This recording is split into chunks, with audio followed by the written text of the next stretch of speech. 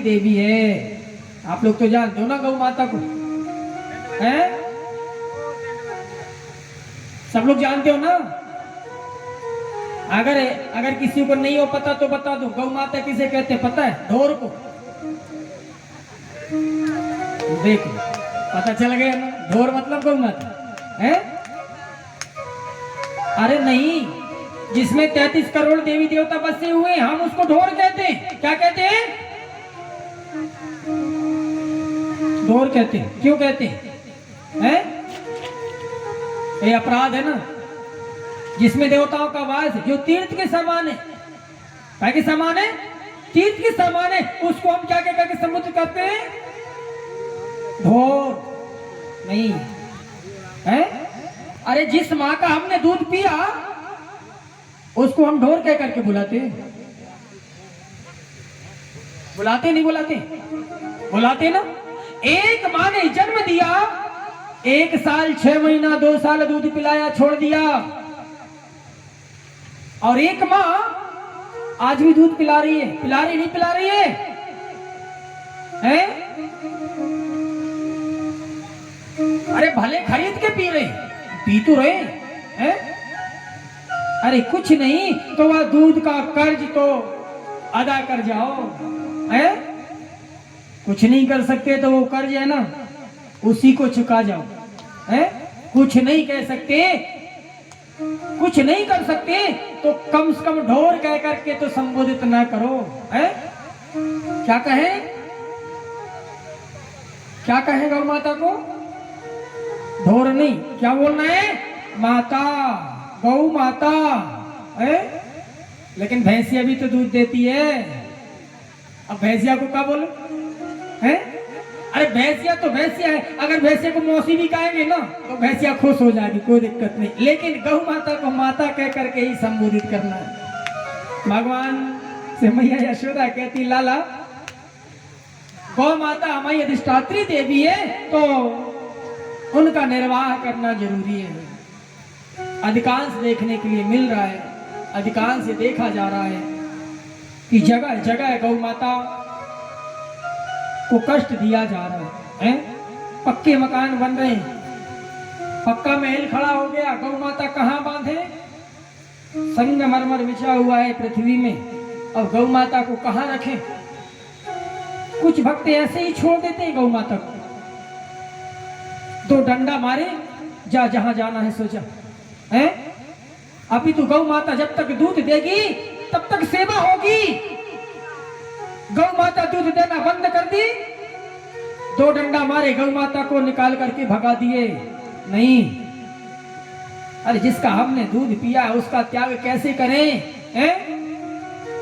33 करोड़ देवी देवता बसे हुए। बताया जाता है, ग्रंथों में लिखा हुआ है कि जिस घर में गौ माता होती है तो वह घर तीर्थ की नाई हो जाता है। प्रातः काल उठ करके जो गौ माता के दर्शन करता है, काय के दर्शन करता है? गौ माता के दर्शन करता है, सो उसको तमाम तीर्थों का पुण्य मिलता है सुबह सुबह दर्शन करने से। गौ माता का जो गोधरण है, गौ माता की पेशाब कहा जाए, जिसके घर में अशांति हो, जिसके घर में बुरे बुरे स्वप्न आते हो, अचानक से बालक या बिटिया या स्वयं झंझक जाते हो सोते हुए, जिसके घर में आर्थिक परेशानी बढ़ती जा रही है, तो वह 2.5 पत्ता पीपल का ले, और अमावस्या, पूर्णिमा, संक्रांति, रविवार, बुधवार, इन दिनों में गौ माता की पेशाब लेकर के पीपल के पत्तों से पूरे घर में छिड़क दे। सप्ताह में 3 बार, सप्ताह में 3 बार, 1 वर्ष इस विधि को करें, सारी दरिद्रता दूर हो जाएगी। इतना तेज है गौ माता में, इतना तेज है, इतना तेज है। उसी गौ माता का हम अपमान करते नहीं करते? करते हैं। इतना ज्ञान है हम आपको कि ये गौ माता में देवी देवताओं का वास है, इसके बाद भी हम अपमान करने में पीछे नहीं हटते हैं। नहीं करना चाहिए है? अगर हिम्मत हो गौ माता की सेवा की तो सेवा करने के लिए रखो, और अगर हिम्मत नहीं है तो मत पालन करो गौ माता। आज कन्हैया से मैया कहती, लाला गौ माता की सेवा करना हमारा धर्म है। क्या है? धर्म है, हमारा कर्तव्य है। तब तो भगवान की माया देखें कि भगवान कृष्ण ने बछड़ों को चराने के लिए, बछड़ों की सेवा करने के लिए दाऊ भैया के साथ आज पहली बार वृंदावन की गलियों में निकले हैं। आज सरकार कमर में करधनिया, पैर में पिजनिया और माथे में मुकुट लगा हुआ, लेकिन मुकुट काहे का बना हुआ है? मोर पंख का मुकुट बना हुआ है। आचार्य श्री सुखदेव जी महाराज राजा परीक्षित से कहते, राजन ये मोर पंख भगवान ने धारण क्यों किया? उसका भी एक नहीं, दो नहीं, तीन तीन कारण है? उसके भी तीन तीन कारण है।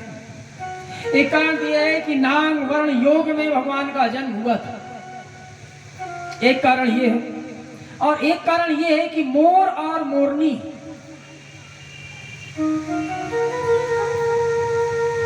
ये जो मोर मोरनी है, ये पिछले जन्म में भगवान के बड़े भक्त थे। मोर मोरनी संभोग नहीं करते हैं?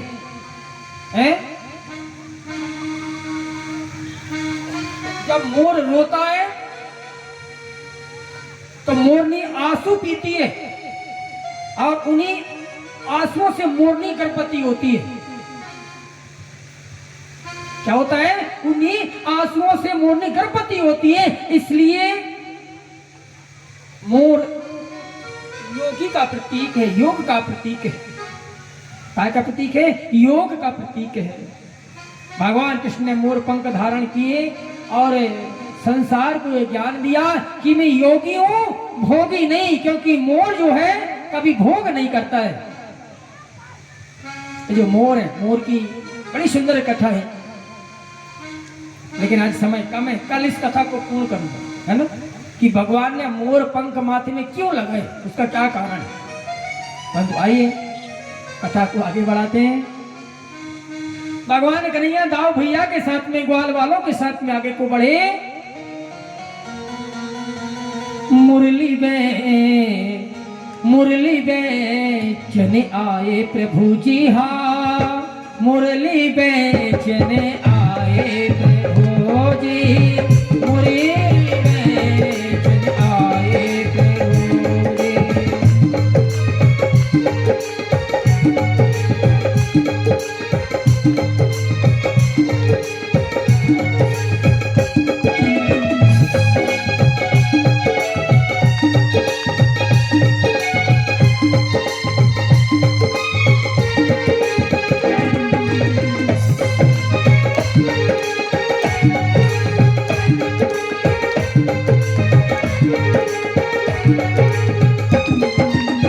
भगवान भोलेनाथ के पास में एक मुरलिया, भगवान ने पूरी मुरलियों का गट्ठा लिए और बेचने के लिए कहा है, वृंदावन को आते हैं।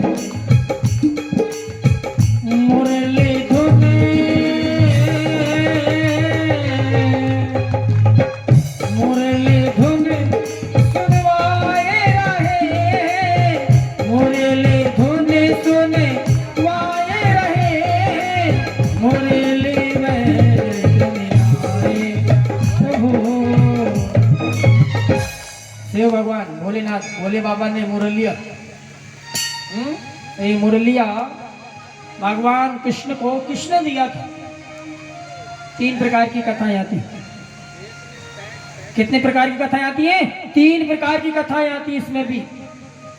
देखिए भेद है, एको ब्रह्म द्वितीय नास्ति सत्यम परमम धीमहि। सत्य एक है, परंतु अलग अलग तरीके से विद्यमान लोग उसका उपयोग करते हैं, बतलाते हैं ताकि समझ में आ सके। ये जो मुरलिया है महाराज दधिच की हड्डियों से बनी हुई थी। कैसे बनी हुई थी? महाराज दधिच की हड्डियों से बनी हुई थी। जब अस्त्र शस्त्र बना लिए गए दधिच जी महाराज की हड्डियों से, और छोटे छोटे कड़ पड़े हुए थे। शिव भगवान भोलेनाथ जाते दधिच आश्रम में, उन कड़ों को देखा तो भोलेनाथ ने उठा लिया उन कड़ों को उठा लिए और उठा करके ला करके सुंदर बांसुरी का निर्माण किया। एक कथा। दूसरी जगह प्रमाण मिलता है कि मैया सरस्वती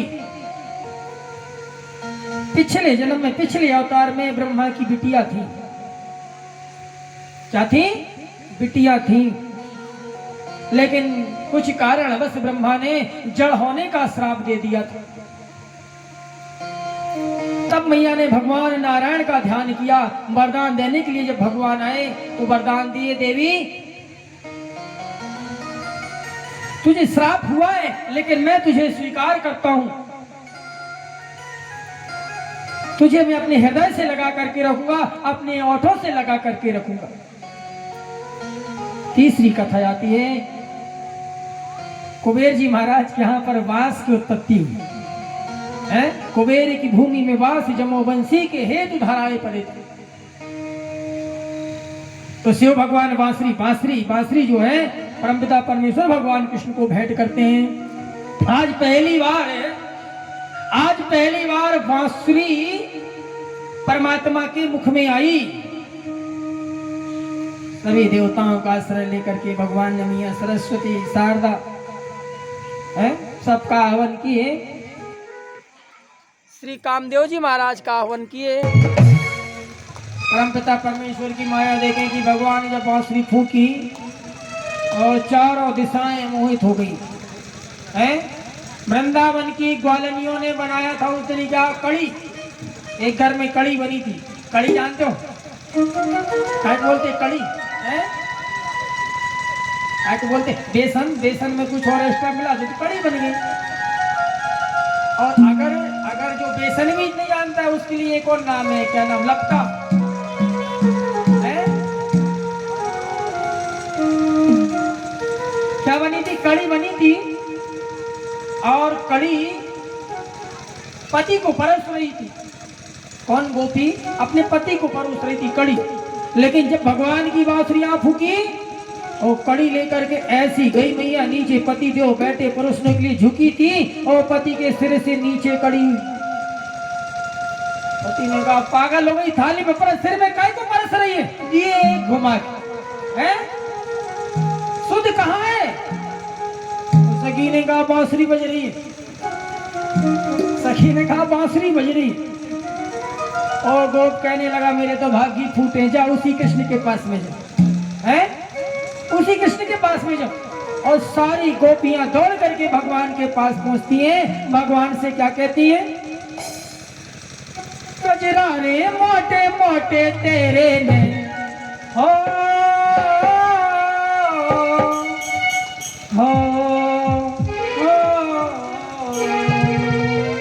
गजरा रे मोटे मोटे तेरे ने होए ना झरना लग जाए।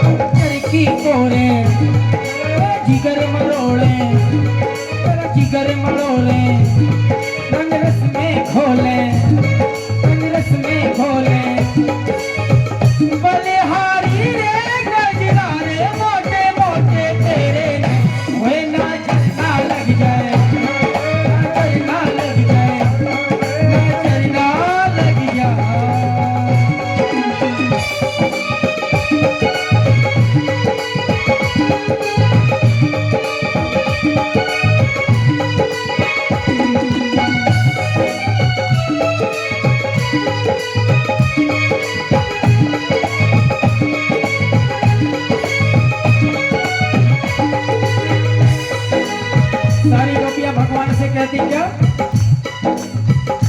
तेरी प्रीत है टेढ़ी, तेरी प्रीत है टेढ़ी, तेरी रीत है टेढ़ी, तेरी रीत है टेढ़ी, तेरी जीत है टेढ़ी।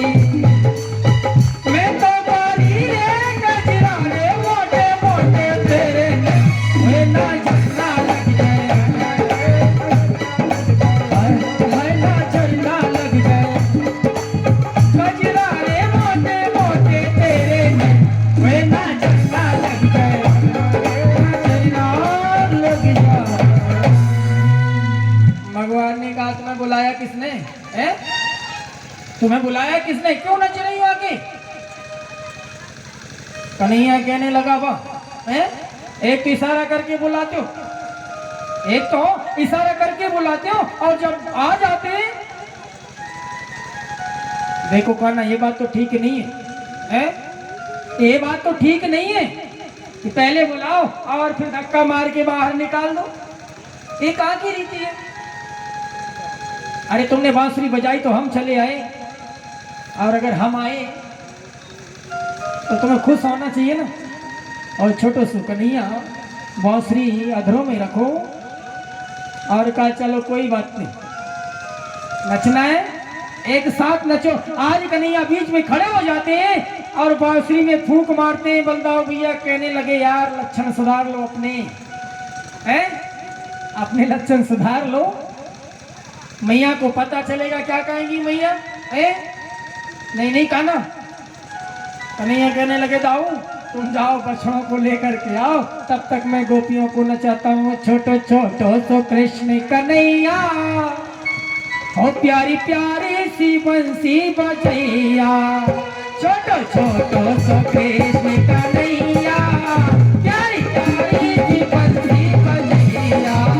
छोटो छोटो सो कृष्ण कन्हैया, प्यारी प्यारी सी बंसी बजैया। छोटो छोटो सो कृष्ण कन्हैया, प्यारी प्यारी सी बंसी बजैया। मुखी मुरली बजाए, हो मुखी मुरली बजाए, छोटो सो कृष्ण कन्हैया। मुखी मुरली बजाए, मुखी मुरली बजाए, छोटो सो कृष्ण कन्हैया। मुखी मुरली बजाए, मुखी मुरली बजाए, छोटो सो कृष्ण कन्हैया। अरे छोटो सो कृष्ण कन्हैया, छोटो सो कृष्ण कन्हैया, कन्हैया मुखी मुरली बजाए, मुखी मुरली बजाए, छोटो सो कृष्ण कन्हैया।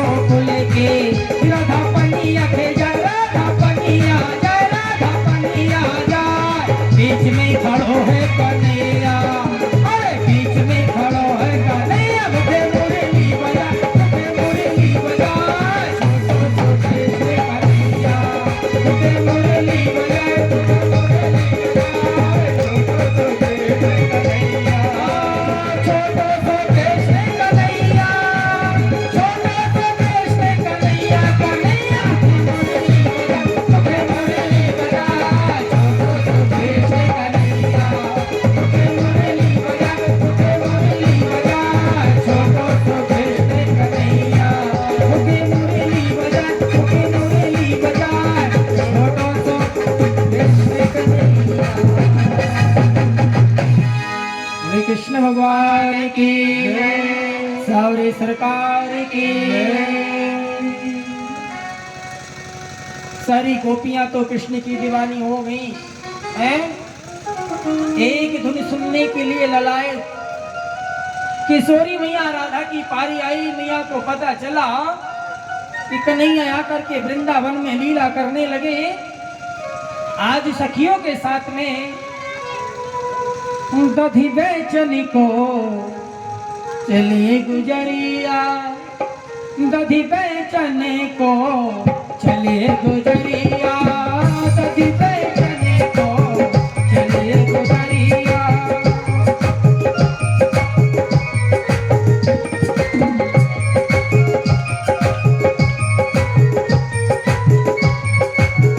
दधी बेचने को चले है गुजरिया। वो भगवानों के साथ में भगवान यहाँ क्रीड़ा कर रहे हैं।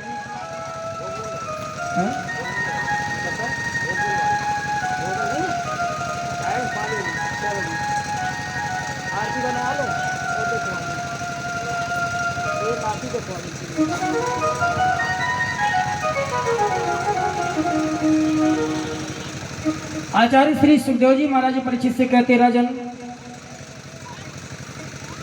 बछड़ों को चराने लगे भगवान, तो कंस मामा ने वत्सासुर को भेज दिया है। काय को भेज दिया? वत्सासुर को भेज दिया।